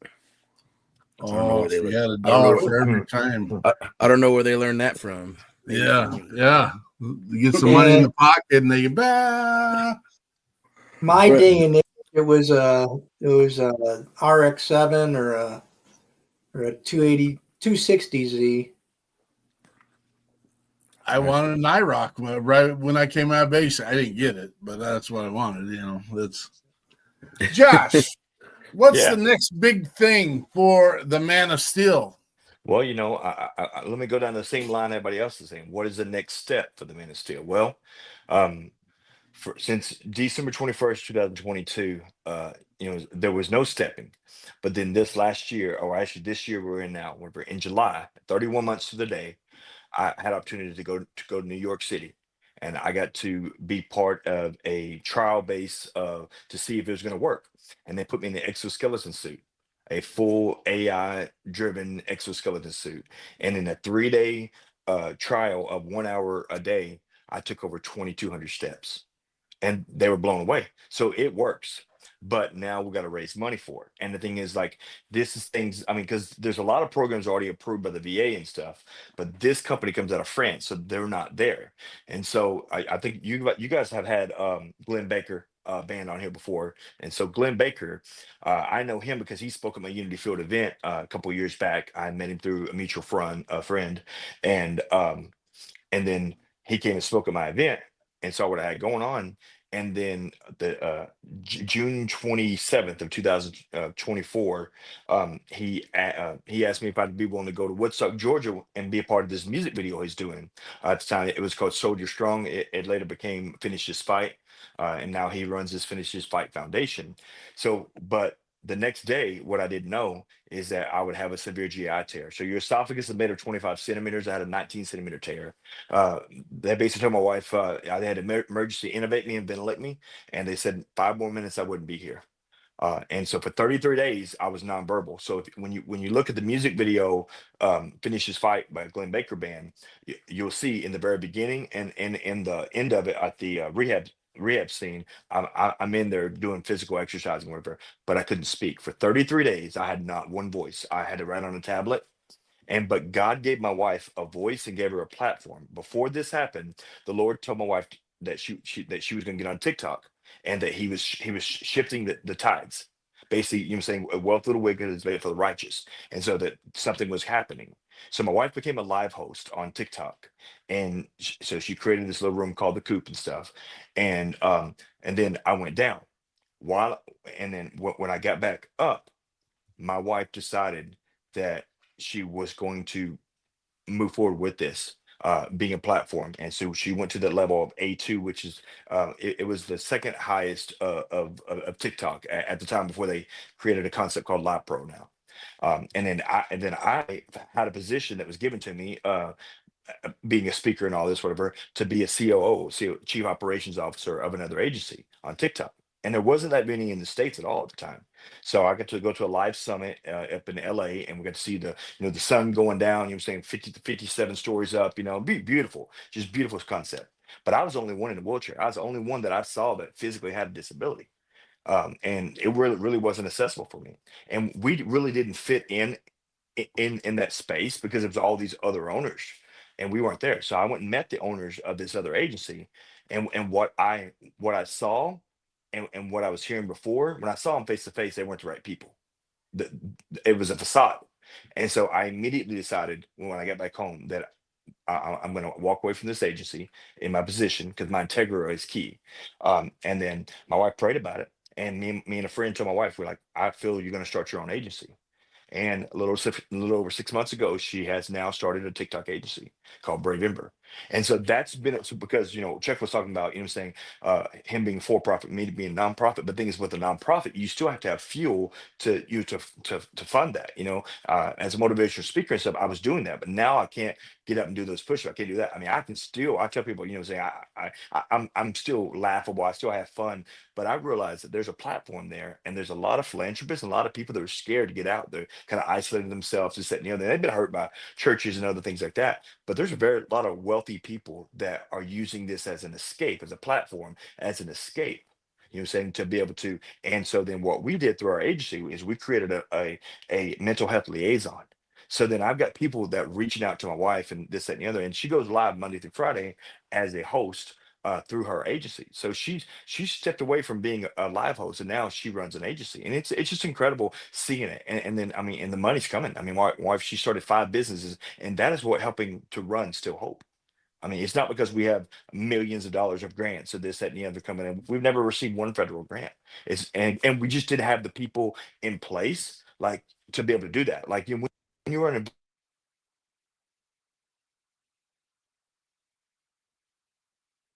when you're in. Okay, hold on a second. Let me cancel that. All right, can you guys hear me? Yep. Okay, sorry. Yeah, I had a call coming in. But yes, so when you're in a place with with a nonprofit, it's either you're going to have a lot of funders, you have to have.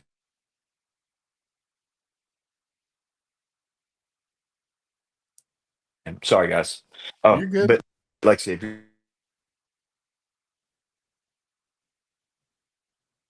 okay, sorry, guys. But like I said, when you're in a place with a nonprofit,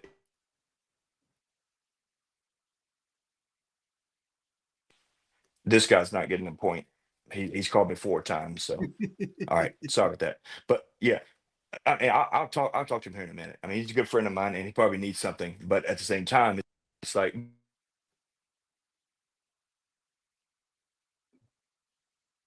we'll come back to you. I'm at a place You're where good. I don't know what. Okay, yeah, let's do that. You're Okay, let me. Yeah, Chuck, let's get your last song on here, brother. Last song is I gotta get to the stack here. Live Oak County. Or is it Live Oak County? You got your mic down, brother. Live Oak County. Yeah. Live Oak County. Tell us about it. It's just a song about my hometown, man. I used to come home from the Army, and I'd fly into put on Do Not Disturb.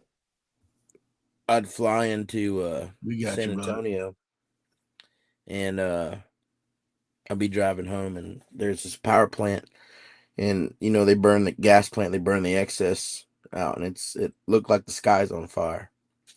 And I was like, man, it's like the devil's waiting on me to get home again, because I'd always get in trouble when I go home, do something dumb.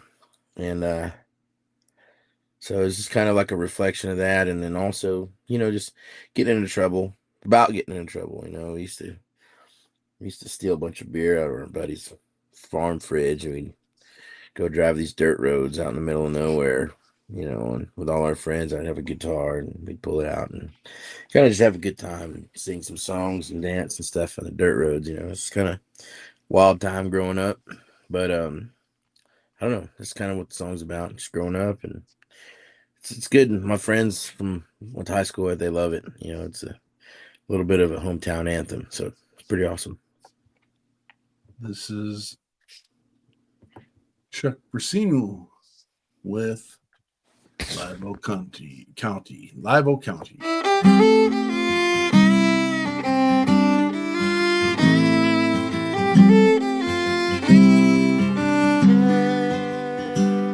The night sky was red over Springfield, Missouri. I said I better get home before Mama gets worried. So I set off for Texas right in a hurry. Don't worry about me, I'll be home soon.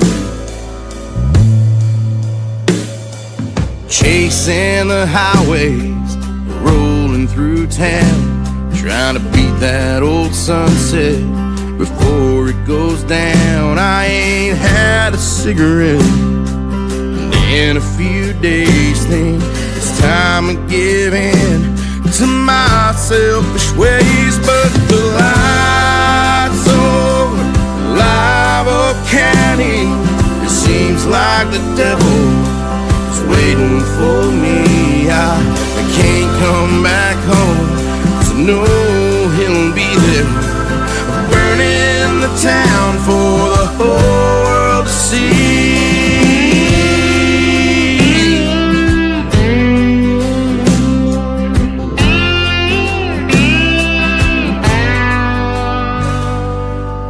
Off an exit at 889. These collegiate back roads will help kill the time. I just wait till the sunrise opens my eyes. It reminds me is something that's lost in my mind, but the lights over Live Oak County, it seems like the devil is waiting for me. I can't come back home, 'cause I know he'll be there, burning the town for the whole world to see.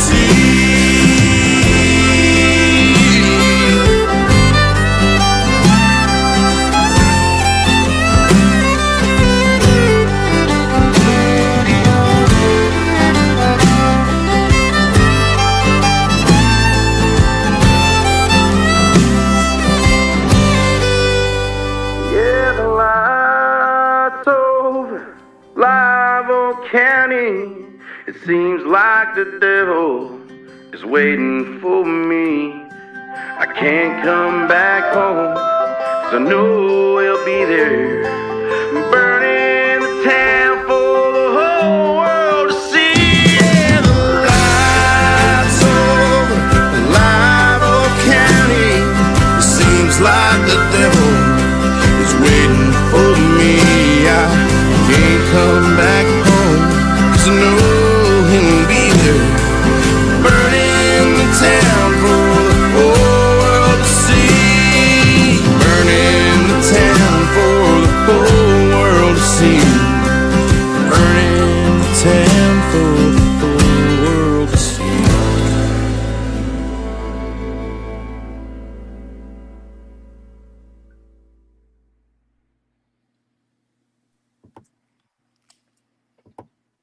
That is Chuck Brasino Band with his song that I just Live Oak County.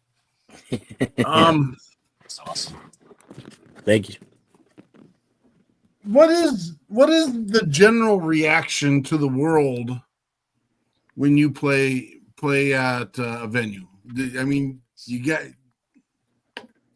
it's good stuff, brother. Thanks, man. I mean, we get a lot of good compliments. It's just, we take advantage of every opportunity we have to get out and perform, especially, not everybody gets to play the venues we get to play. So, and at some point, you outplay those and you get to bigger ones, and we've done that in some aspect, but, you never forget playing to one or two people, it's like, sometimes, we still happens to us. Sometimes we get 5 people or something. We got to play a show.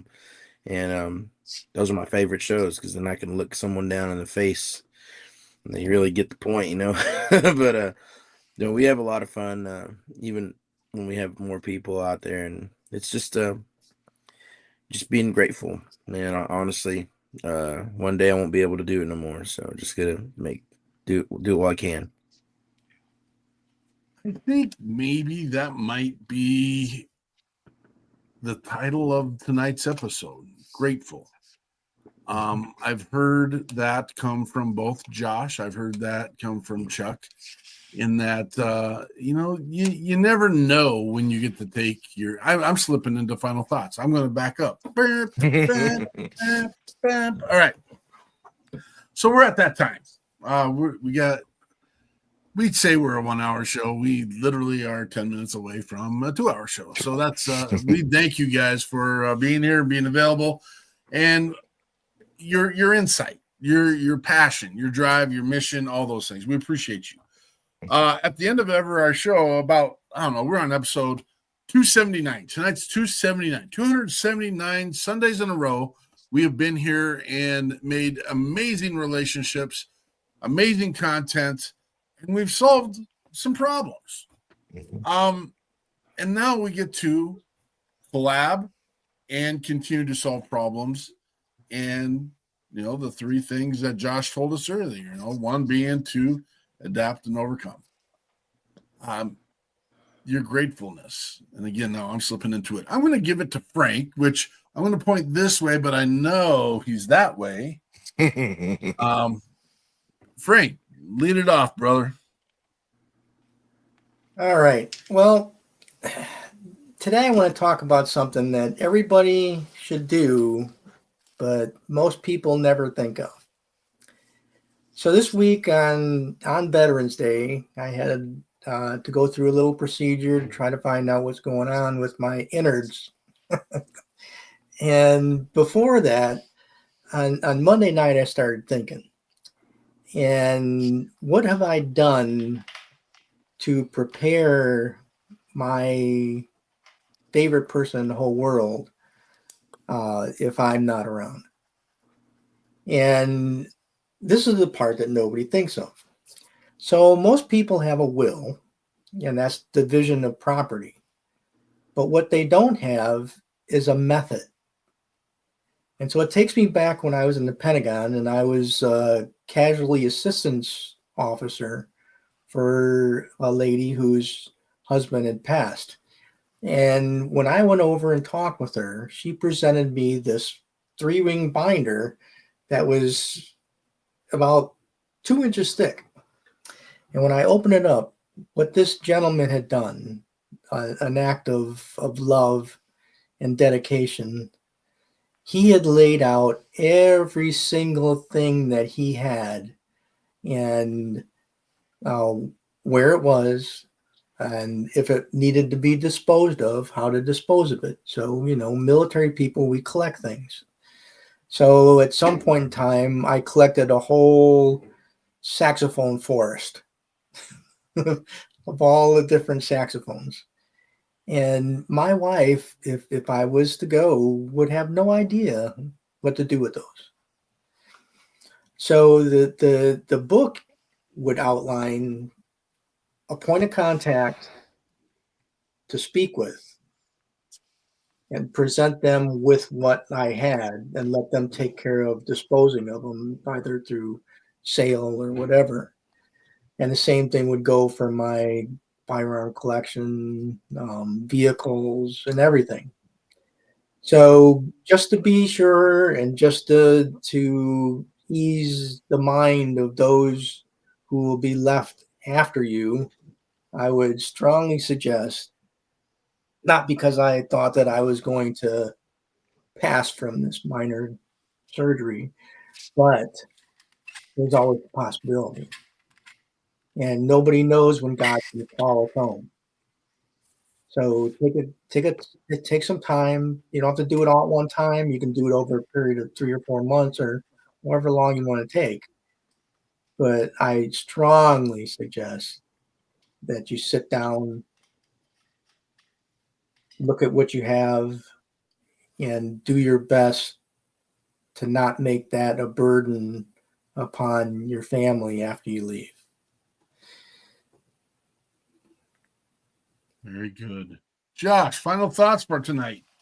Yeah, final thoughts. Okay, so I would say really, if today was my last day, when I lost my voice, there was something that came out of having no voice at all, was learning that I don't have to have a voice at all times because my life should be living where I don't even have to say a word.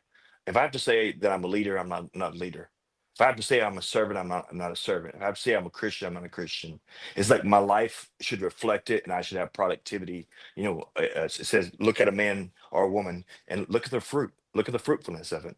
And I can say I'm a very blessed person that has a lot of fruit in my life. I have a lot of people that love me. I've had a lot of traumas that's happened to me.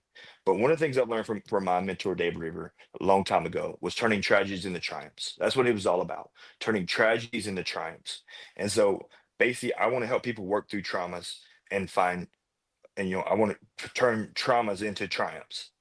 And so, and whether that be addictions, whether that be additions, where people are adding things to their life and they really need to subtract some things, or abuse. And I want to start with the mission, and then I want to motivate a morale, and then I want it to be a motivation that creates momentum, but also we get to see miracles. And so that next step is actually a program, a beta program that I put together, Never Expecting Tragedy. Next step, X and out strategies. And then I call that that motion moving forward is going to be called Move. It's mission, opportunity, vision, and empowered. And so that's what I want to be. So if today was my last day, this is what I would say. each one of my lives that I do, whether it be talking to one of my individuals or hundreds of thousands of people I get to talk to at times, being a life coach, being a motivation speaker, being a resilience coach, being an adaptive fitness athlete, and now coach. One of the things that I tell them is that, you have to have the attitude of gratitude. And if you have the attitude of gratitude, it doesn't matter how many likes, doesn't matter how many people in the room, how much money you have in your wallet, or how much money you're making at that event, you win every single time. You are a winner. There are no defeats. You know what I'm saying? You're only defeated when you say you're defeated. But when you continue to have a drive, a determination, and a force that cannot be stopped, literally, we become a locomotive. And I'm telling you, that's what I want people to be. But if I had to say one more sentence, and that would be it, this is what I learned, that hope is the heartbeat of a warrior. And this warrior's heart beats strong. Thank you, Josh. Ms. Eichmann. Microphone, please. That was weird. I'm sorry. Yes, I was going to thank you for letting me be after those two and their words of wisdom and experience. But just thinking about, I was looking at my notes and seeing what I thought were some of the highlights. And I was thinking about Josh, because we've met Josh before. And thank you, Josh, for sharing that strength isn't just the way that you spent your service or came out of your service, but your strength is in your connection with the world and other people.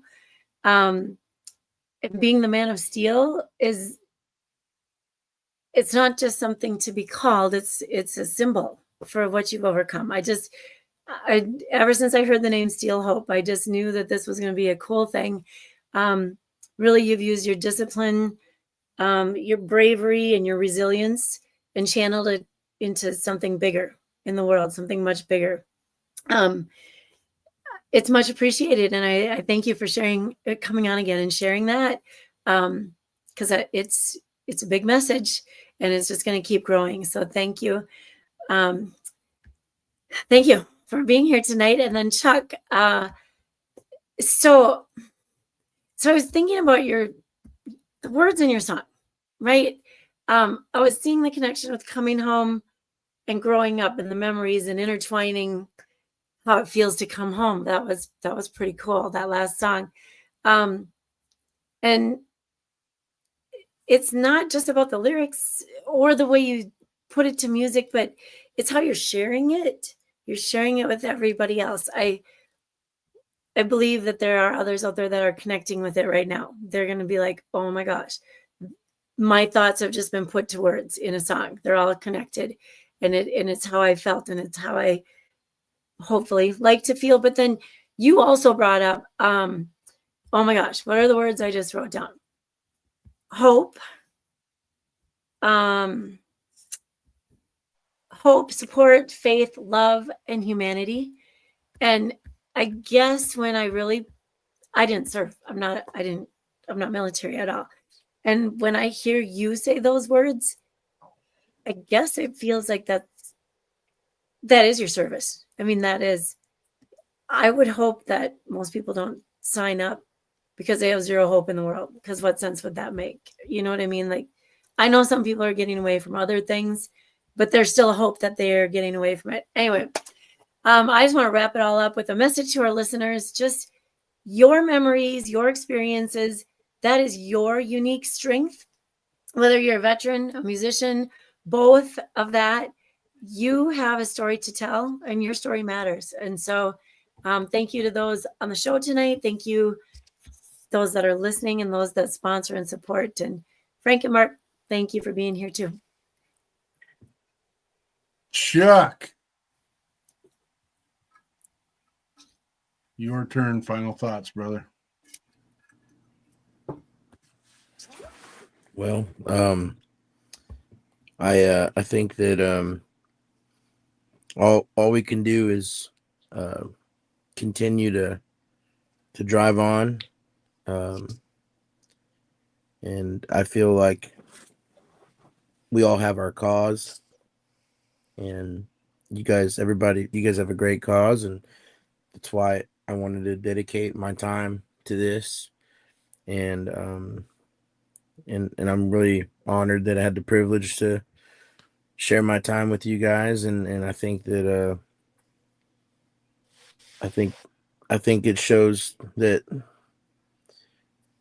everything that you do, whether you're a veteran or you're not, uh, you're if you're a first responder, you are putting that selflessness out there just for a little while, even if it's not forever. But you do something that's like for more than it's bigger than yourself, and um, I think it's just a reminder of how awesome we are as humans to be able to have that and really give that to other people, that because people struggle all the time, and I've had guys in my band that struggle, and I've had friends and family, and to be able to have that outlook and be a part of something where you could spread a positive message, whether it's playing a live show, whether it's being a speaker at an event or hosting a podcast. I think the bigger picture is how awesome that is. And so I'm really glad you guys put a lot of work into your product, and it's really cool to be a part of it. And I think it really shows how much you guys really care. So I'm just thankful for you guys for doing this. So that's my final thoughts. Incredible. That is like a proud papa moment in the fact that, and that's kind of what my final thoughts was about, is the amount of great things we have got to do because the chances and the risks we take to make a difference. We do get to deal and face with heartache. We thought we had a moment where I thought someone had stole a significant chunk of money from WP3, and I was going to have to deal with that. But we didn't overreact. We followed all the breadcrumbs, and we figured it out. And it's that wasn't a proud papa moment. That was oh my gosh, here's another thing we got to deal with. We have people come and want to help and support the People's Patriot Project regularly. And I don't know. There is a piece of frustration that falls into when they come and they spend a minute here, and then it's a lot of work, and then they leave. But I've already taken time to share the mission, share the logistics, the amount of people we have strewn throughout our background and our network as far as social media and passwords and all that stuff. And it's like, I don't want to go through that extra work to get we live in hope that people won't sabotage what we've built. When we stumble across it, we take care of it. Thank you, Chuck, for realizing and recognizing the amount of time and effort it takes to put this on. Thank you for both of you for being here to share your mission. And we will continue to share your mission. You are an added reciprocal of our mission. And that's what happens. When people call us and reach out for support, we enter it into the network, and you guys are part of that network now. And again, you take care of your mission. That's your job. We take care of our mission, but then we collaborate and build and grow. And that's why we changed it from let's go to let's grow. And that the version of us tomorrow, it seems cliche-ish, but we say it every show. The version of us tomorrow should be better than the version of us today. Yes. And this relationship we built with both of you has made me a better person. And I thank you for that. To our audience, thank you for being here, hanging with us, doing it. Come check us out every Sunday at 1800 Central Standard Time. Next Sunday, we will be here once again at 1800 Central Standard Time. And we will have the amazing Sarah Lee of Waypoint Vets and David Saylor Bryant as our musician for next week. Also, make sure you get to our YouTube channel and like and share. I don't think you share. You like it. That's what you do. Or you subscribe. That's what you do. You subscribe to YouTube. Get on to any of the WP3 channels. That is part of the mission work, folks. That gets the message out. Tomorrow, we will be here at 16:30 to share the specific missions, drive, passions of WP3 and what we're doing and how you can be part of it. Make sure you get your wreaths sponsored for by this. Actually, I think it's December. Fort Snelling is November 28th for guaranteed. November 28th. All right. It has to be done if you want it laid this year, folks. This is the way it works. We have an astronomical amount of volunteers that show up. We were close to 6,000 last year. Don't come and get upset if you don't sponsor a wreath. I'm going to tell you that right now. If you don't sponsor a wreath and you come and you get upset because there's not a wreath for you to lay, that's on you. And we'll deal with it, and we will be sad for you. But come and enjoy the event regardless. We have right at how many wreaths right now, Miss Eichmann? 9,900. 9,900, folks. I don't know. You can do the math. We have almost 200,000 memorials at Fort Snelling. Not quite covering it. We can get a lot done between now and then. Again, gentlemen, thank you for being on the show tonight. Keep the drive, keep the passion. Let us know how we can support, promote, and get your stuff out there. Thank you, Frank and Andrea, and the WP3 team that's working behind the scenes. And thank you for our listeners who come and check us out. Check your 6. We will see you when the smoke clears. Patriot Pride.